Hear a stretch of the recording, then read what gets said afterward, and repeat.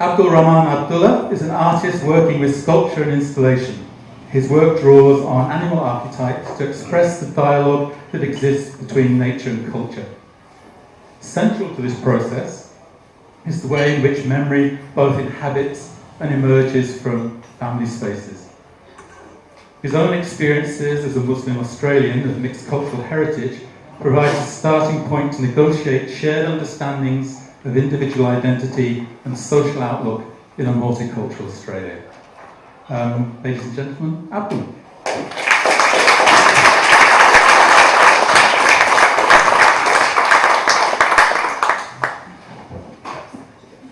Hey everyone, my name is Abdul Rahman Abdullah and I'll just get straight into it. I'm going to be reading this speech, so hopefully I don't mumble too much. I'm an artist based here in Perth, and tonight I wanted to talk about some of the ways that my art practice overlaps with the practice of my brother, Abdul Abdullah. We both address ideas based around cultural and political identity, coming from a Muslim Australian perspective. Yet our approaches to these ideas are quite different. My brother's work engages with political ideas in a much more direct way than mine. Much of his work is about how the current political climate affects disenfranchised and marginal communities. I tend to focus on how the past relates to the present, looking at experiences of childhood and the family environment. We both feel the need, through the work we do, to provide a counter-narrative to the politically charged perception of what it means to identify as a Muslim in a non-Muslim society. This is my family.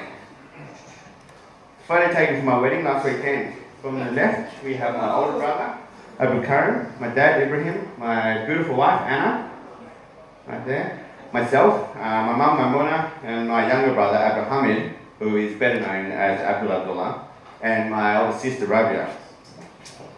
Us kids, we're seventh generation Australian. Our ancestry in this country goes back to a convict who arrived in Sydney in 1815.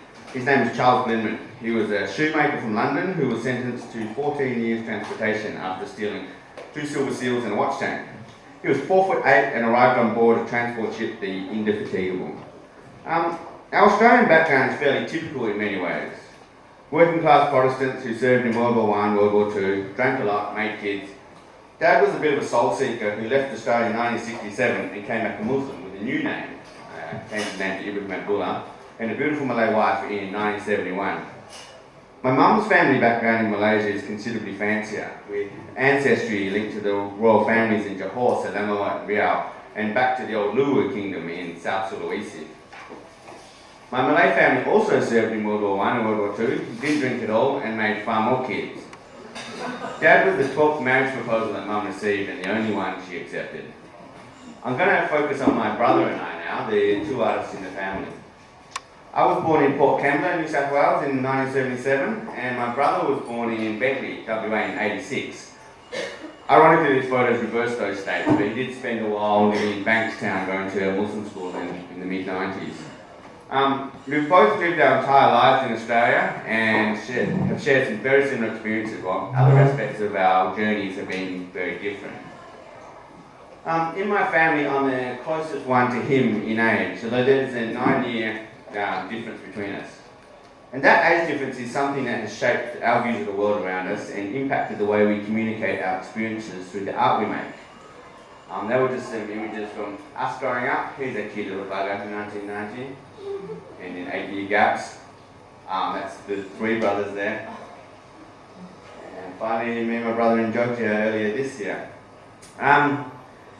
There's been a definite generational shift in that time, particularly in regard to Muslims in Australia. We spent our formative years in 2 different centuries, one on either side of September 11, 2001. And it was the events surrounding that day and the years since that marked a definitive shift in the way we were perceived by the people around us. We hadn't changed, but the world around us had. For me, Islam as a cultural identity is something that was rooted in domestic space. It was based in the home and built around a sense of spirituality and relationships between families. I feel that I was allowed to construct my own sense of identity, and a big part of that came from the idea of a global Muslim culture that was being expressed in a very localised way. There were a lot of mixed families, new migrants and converts, and we were making it up as we went. I don't want to gloss over the 80s and 90s too much because it was a time when misogyny, homophobia, racism, they're all part of the vernacular. But Muslims hadn't been singled out in the same way they are now. My brother spent his formative years being told what a Muslim was from the outside. By that time, we'd become synonymous with terrorism. This was the message that was coming from the top down and repeated endlessly through the media. Muslims had become so much more visible, and suddenly everybody had an opinion on who we are. And although my brother is 9 years younger than me, he's been an artist for a few years longer than I have.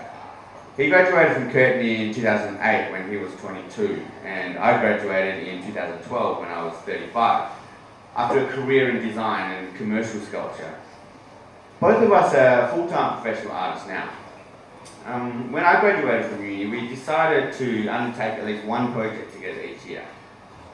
Sometimes it's been a show with just the two of us, and in other years we've been part of larger projects. So these are just a few images from some of the projects we've done together since I left uni in 2012.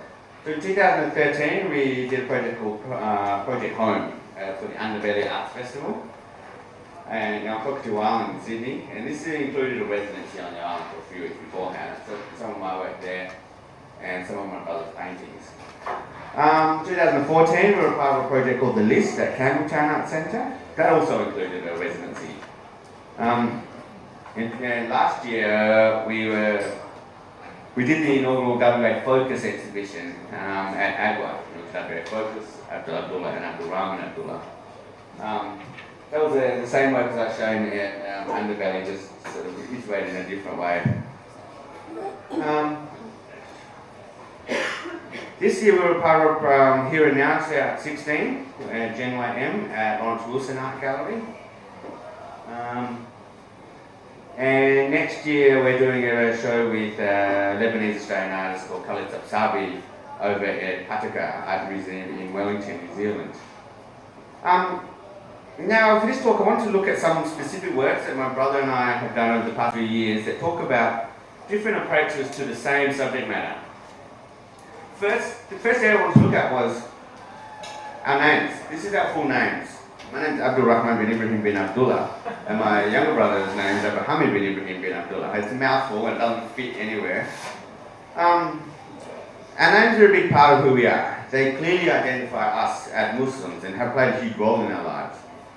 My name, Abdul Rahman, translates literally as servant of the merciful one, and my brother's name, Abdul Hamid, translates as servant of the praiseworthy one. Abdul literally means servant, or Abd means servant, and Al means all of the leading word for the next one. Those names have played such a big part in our lives, and I want to look at two works that talk about, I don't know how we can see that actually, we'll talk about our names and how we relate to them. This is a work I did in second year of art school called Self-Portrait as the 99 Servants in 2011. There are an ordered set of 99 names that begin with the prefix Abdul. Each name relates to one of the 99 attributes of God. Being one of three brothers who carry these names, both my first name and my surname, Abdullah, which translates as servant of God, it's something I've had to explain countless times in my life. In this work, I put together digital drawings of people from around the world who each carry one of these names, along with the translation of that name into English. The people were sourced from Google Images, and I just drew them from that. I wanted to present them as if they were trading cards or mugshots. To be fair, at least 15 of them are actually mugshots. They're also doctors, businessmen, musicians, monarchs, sports people, and there are more than a few terrorists overlapping with the mugshots. The only one who I couldn't find was up here was the name Abdul Madil, which I hadn't actually heard of that one before. It means servant of the humiliating one, which turns out is not a great baby name. And it kind of leaves a hole in the series that begs a question, I guess. To me, this work is a self-portrait, and I feel linked to each of these people in quite a tangible way. It's a naming system that signifies a very specific heritage and a connection to a shared culture and history. This work I want to sort of talk about in relation to this is a work from my brother called, the title of the work is Abdul Hamid Ibrahim Percival Charles. And it's from 2012. This work, my brother is looking at the way names can represent a complete disruption with the idea of culture and history. The image shows my dad and him in a staged baptism-like scenario, and the title of the work lists 7 generations of our Australian ancestors. The title makes clear the change brought about by my dad's decision to embrace Islam. It's also a way of codifying those names of our forebears into an Islamic system. Traditionally, Muslims use the name of their fathers as their surname, adding each name to a list of up to 40, but usually picking out the most illustrious. That's why our dad's name is Ibrahim Abdullah, and I'm named Abdul Rahman Abdullah. In this way, the title of the work could accurately be my brother's full name. The work looks at the disruption of one history and the beginning of another. The names that we carry tell a story of cultural shifts. It's just a jumble of letters, but it means so much more than that. In some ways, those cultural shifts become the responsibility of the next generation when you're born into an identity that your dad was able to choose. The next couple of works I want us to look at the idea of inside and outside. And I'll categorise them under the terms Dar al-Islam and Dar al-Kufr, which quite literally translate as the house of peace and the house of the unbelievers. And they sound quite dramatic when you talk about that, but I just wanted to look at them in terms of the inside of the house and outside of the house. Because growing up as a Muslim in a non-Muslim world, there's very much a very clear divide there. It's one of the things you learn very quickly as a Muslim kid, that there is a completely different set of rules inside the house, inside the home, compared to outside of the home. It's a fairly common experience for the children of migrants and people of different cultural backgrounds, and it's not unusual for people to take on very different characters depending on where they are. Unfortunately, that kind of adaptability is training for the real world. It's a world full of contradictions that you end up taking on board.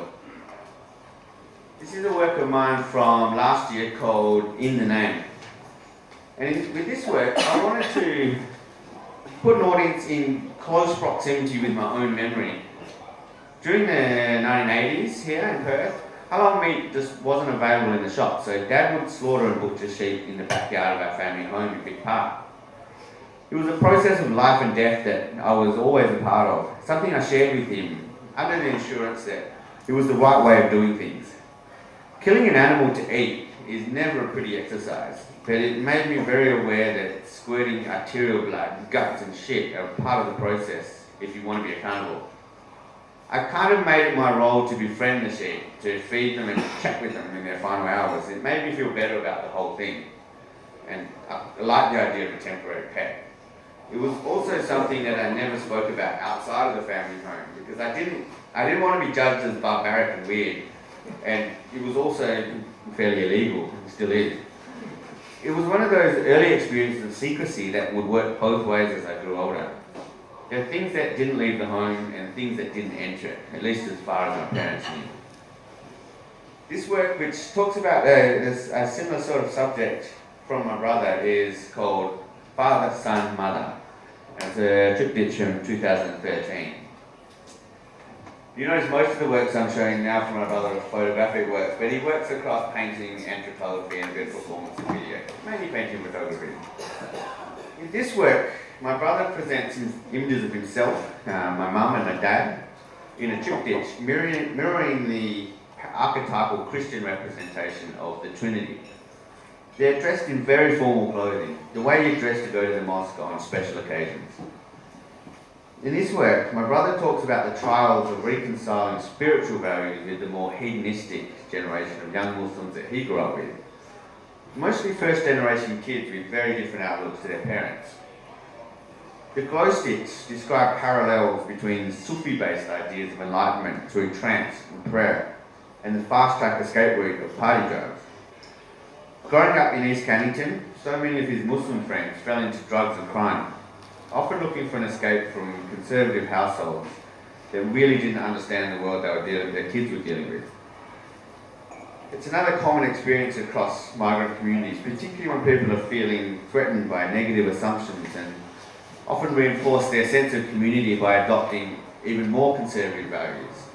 This has become fairly apparent over the past 15 years or so, with the renewed interest in declaring Muslim identity through the clothes people wear, such as women wearing full headscarves, niqabs and hijab, and men conforming to the full beard and other, I suppose, less obvious dress codes. There's another two works which I want to look at, which, in our own way, look at the idea of history. In these works, my brother and I are looking at the idea of history, both in the sense of personal history, as well as exploring the way history is perceived and communicated. In our own way, we've brought history to bear on current circumstances in each of these works, placing ourselves as individuals in a historical context.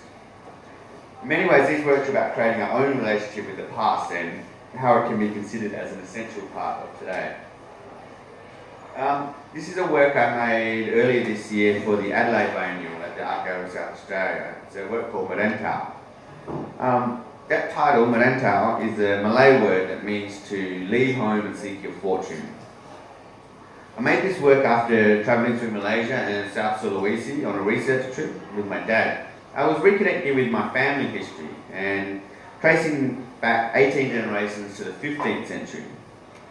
I wanted to put myself into that story in some way and create a physical encounter with any time period over the last 400 years. At carving the dugout, I wanted to go through the same process my ancestors had done in past centuries.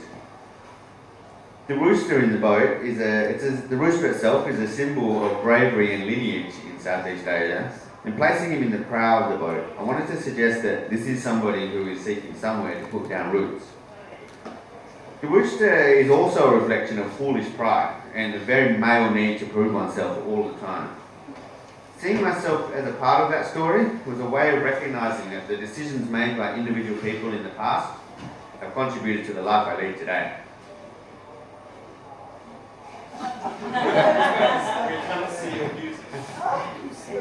The migration of ideas, cultures, and people seeking better lives is still a massive driving force in the society we live in. This work of my brother's from 2013 is called I Want to Hold Your Hand. This work directly references the iconic Alfred Eisenstadt photograph marking the V-Day celebrations in Times Square at the end of World War II. My brother has placed himself into the image wearing traditional Muslim attire with a female counterpart also dressed in traditional Muslim clothes. This way, my brother is claiming a presence in a historical record that has excluded him.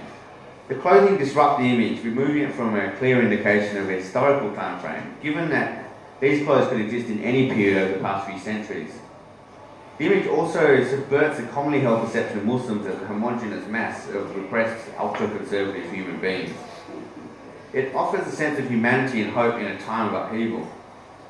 This work was made during the Arab Spring, when so much imagery of iconoclasm and hope was emerging from the Muslim world. All that has since been buried in the horrors of Syria and Libya and Iraq and ISIS and drone wars and the refugee crisis.